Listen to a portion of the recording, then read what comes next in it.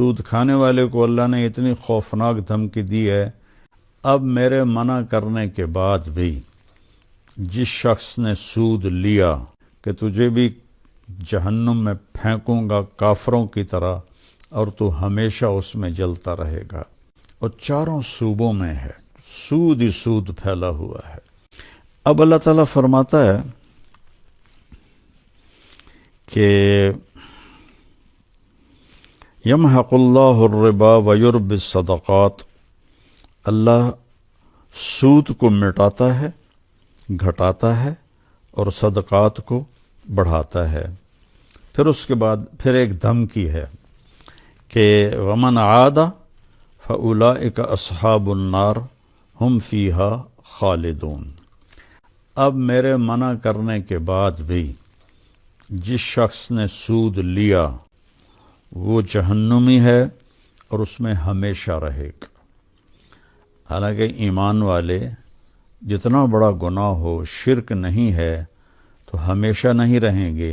نکال دیے جائیں گے، لیکن سود کھانے والا، دینے والا نہیں، سود کھانے والا، سود کھانے والے کو اللہ نے اتنی خوفناک دھمکی دی ہے کہ تجھے بھی جہنم میں پھینکوں گا کافروں کی طرح اور تو ہمیشہ اس میں جلتا رہے گا۔ تو میرے گزارش ہے، چونکہ اب یہ سود عوام میں بھی پھیل گیا ہے، چاروں صوبوں میں لوگ سود پہ غریبوں کو قرضہ دیتے ہیں، کسی کی بیٹی کی شادی ہے، کسی کا علاج ہے، کسی کا گھر کی چھت گر گئی ہے، وہ قرضہ لینے جاتے ہیں، وہ سود پہ دیتے ہیں، اور چاروں صوبوں میں ہے، سود ہی سود پھیلا ہوا ہے۔ تو ہمیشہ کی جہنم اس کو سوچ لیں، اور یہ جو آپ چند پیسے ان کی رگوں سے نکالتے ہیں اس کو سوچ لیں تو چھوڑنا آسان ہو جائے گا۔ اور جو سود پہ قرضے لیتے ہیں ان کو منت کرتا ہوں کہ اپنی ضرورت پہ قربانی دے دو، لیکن سود پہ قرضہ نہ لو، ساری زندگی وہ ذلیل ہوتے رہو گے اور کبھی برکت نہیں آئے گی، اور اللہ تعالیٰ ناراض بھی ہے لینے والے پر بھی، چونکہ اللہ کے نبی نے کہا لعنت ہے سود لینے والے پر اور سود دینے والے پر، لیکن ہمیشہ کی جہنم کی جو سزا ہے وہ اللہ تعالیٰ نے سود کھانے والے کو کہی ہے۔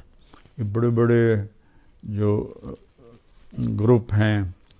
انہوں نے، ان کے پاس پیسے کی کوئی کمی نہیں، انہوں نے بینک بنا لیے، اور تجارت تو حلال ہوتی ہے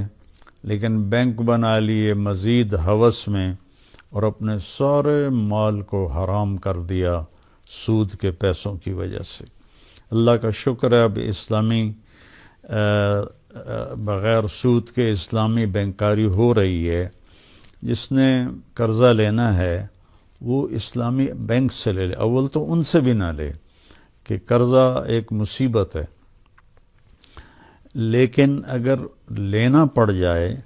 تو پھر ان اسلامی بینکوں کی طرف رجوع کیا جائے۔ یہ جو سود والے بینک ہیں ان سے رجوع نہ کریں، ورنہ ساری زندگی آپ خود بھی پریشان رہیں گے، اولاد کو بھی پریشان کر کے دنیا سے جائیں گے۔